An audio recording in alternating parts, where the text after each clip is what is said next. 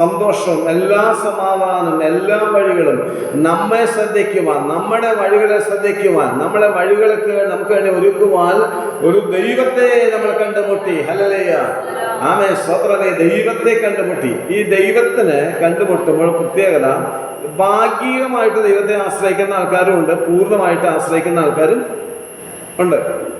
എന്ത് ഭാഗ്യമായിട്ട്? പൂർണ്ണമായി ആശ്രയിക്കുന്ന ഒരു സ്വഭാവം പറയാം. അവരത് ദൈവം എന്നെ പരിപാലിച്ചോളും, ദൈവം എന്നെ നോക്കിക്കോളും, ദൈവം എന്നെ സഹായിച്ചോളും. ദൈവം അല്ലെ, ഒരു ഭക്ഷണം കഴിച്ചാലും ദൈവം എന്നെ സഹായിക്കും. അല്ലെ, ഒരാൾ സംസാരിക്കുമ്പോഴേ ഒരു ശത്രുക്കൾ വന്നാലും ദൈവം എനിക്ക് സഹായിച്ചു. അവരെപ്പോഴും ദൈവം ദൈവം ദൈവം എന്നെ നിയന്ത്രിക്കും, ദൈവം എന്നെ സഹായിക്കും, ദൈവം എനിക്ക് വേണ്ടി വഴി തുറക്കും, ദൈവം കാര്യങ്ങളെ നോക്കിക്കൊള്ളും, ദൈവം എന്റെ വിഷയങ്ങൾ ഏറ്റെടുത്തോളും. അവരൊക്കെ ദൈവം എല്ലാം ദൈവമാണ്. എന്നാൽ ഭാഗികമായിട്ട് ദൈവത്തിൽ ആശ്രയിക്കുന്ന ആൾക്കാർ എന്ത് ചെയ്യും? അവരത്രയും ദൈവാശ്രയമില്ല. അവര് എന്തെങ്കിലും വിഷമങ്ങളോ കാര്യങ്ങളൊക്കെ വരുമ്പോൾ, ദൈവമേ, ഞാൻ ഇന്ന സ്ഥലത്തേക്ക് പോകാൻ ആഗ്രഹിക്കുന്നു, ഇന്ന കാര്യങ്ങൾ ഇടപെടാൻ ആഗ്രഹിക്കുന്നു, നീ എന്നോട് കൂടെ ഇരിക്കണം, നീ അത് ശരിയാക്കി തരണം, നീ അങ്ങനെ ആകണം, ഇങ്ങനെ എനിക്ക് ചെയ്യണം, അല്ലെങ്കിൽ ഞാൻ ഇന്ന സാഹചര്യങ്ങളിലാണ്. അങ്ങനെ കാര്യങ്ങൾ വരുമ്പോൾ ദൈവസ്ഥനെ പ്രാർത്ഥിക്കുന്ന ആൾക്കാരാണ് ഭാഗ്യമായിട്ട്.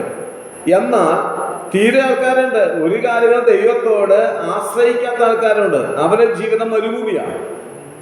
പക്ഷേ ദൈവം എന്നെ നോക്കിക്കൊള്ളും. ഞാനിങ്ങനെ ഒരു സംഭവം കേട്ടിട്ടുണ്ട്, വളരെ വ്യക്തമായിട്ടുള്ളതാണെന്ന് എനിക്കറിയില്ല. ഒരു സുവിശേഷകന് സുവിശേഷം ഇങ്ങനെ അറിയിച്ചുകൊണ്ട് പോവുകയാണ്. അദ്ദേഹം സഞ്ചാര സുവിശേഷകനാണ്. അദ്ദേഹം ഒരു ദിവസം ചെന്നുപെട്ടത് കടത്തീരത്താണ്. ആ കടത്തീരത്തെ കുടിലുകളുടെ പ്രദേശങ്ങളെല്ലാം സുവിശേഷം അറിയിച്ച് സന്ധ്യയായിപ്പോയി. അദ്ദേഹത്തിന് പല സ്ഥലങ്ങളിലും താമസിക്കാൻ ഇടം കിട്ടാറുണ്ട്. പക്ഷേ അന്ന് എവിടെയും കിട്ടിയില്ല. കയ്യിൽ സഞ്ചി ഉണ്ടായിരുന്നു, കയ്യിൽ കുറച്ച് പേപ്പർ ഉണ്ടായിരുന്നു, തോർത്തുമുണ്ടായിരുന്നു, മുണ്ടുണ്ടായിരുന്നു, അത്യാവശ്യം ചെറിയ ഡ്രസ്സുകളൊക്കെ കയ്യിലുണ്ടായിരുന്നു. അദ്ദേഹം എന്ത് ചെയ്തു? ആ കടൽ തീരത്ത് തുണി വിരിച്ച് അവിടെ നിന്ന് പ്രാർത്ഥിച്ചു. ദൈവമേ, ഈ പകലന്തിയോളം ഞാൻ എന്താണ് ഈ ഭാഗങ്ങളെല്ലാം സുവിശേഷം അറിയിച്ചും പറഞ്ഞ് എനിക്കൊരു വീട് കയറി കിടക്കാൻ കിട്ടിയില്ല. കാരണം അവിടെ നിന്ന് നല്ല വീടുകളില്ല, പിന്നെ ആരും കയറ്റി കിടക്കാൻ തയ്യാറുമില്ല. അദ്ദേഹം അവിടെ നിന്ന് പ്രാർത്ഥിച്ചു.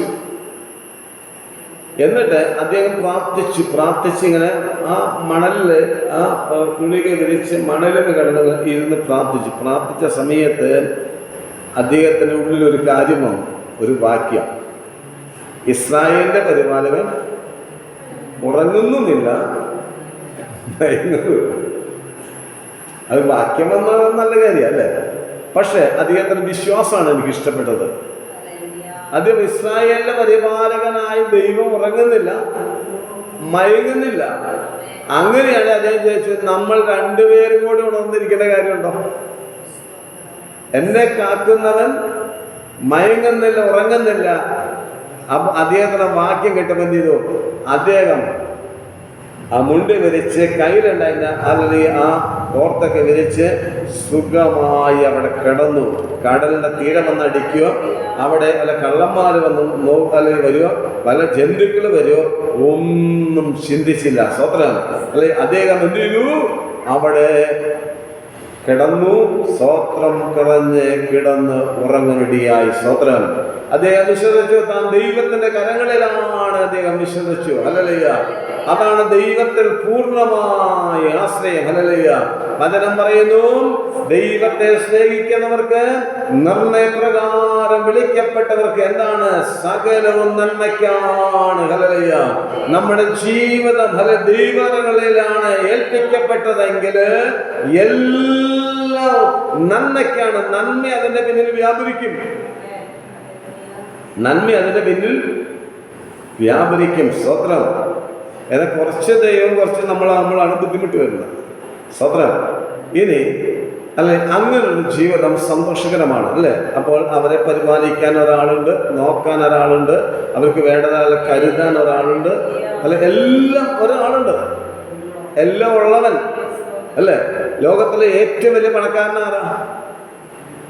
ലോകം പറയൂ ബിൽഗേറ്റ്സ് ആയിരിക്കും അല്ലേ, ഇന്ത്യയിലാണെങ്കിൽ അദ്വാനി ആയിരിക്കാം അല്ലേ, റിലയൻസ് നേതാവായ അദ്വാനി ആയിരിക്കാം, ടാറ്റ ആയിരിക്കാം. ഇങ്ങനെ പല പണക്കാരുടെ പേര് ഉണ്ടെങ്കിൽ ലോകത്തിനിടയിലും ഏറ്റവും വലിയ പണക്കാരൻ ദൈവമാണ്.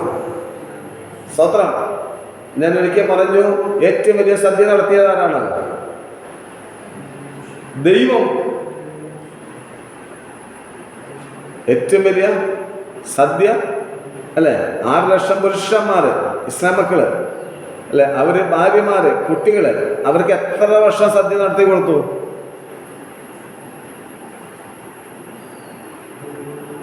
40 വർഷം സദ്യ നടത്തി കൊടുത്തു. തല മറച്ചു പോകും. ഒരു ദിവസം സദ്യ നടത്താനുള്ള ബന്ധപ്പാട്. സ്വത്ര 100-500 പേരൊക്കെ വിളിച്ചിട്ട് ഒരു ദിവസം സദ്യ നടത്തിയെങ്കിൽ നമുക്ക് എന്നാ കഷ്ടപ്പാടാ.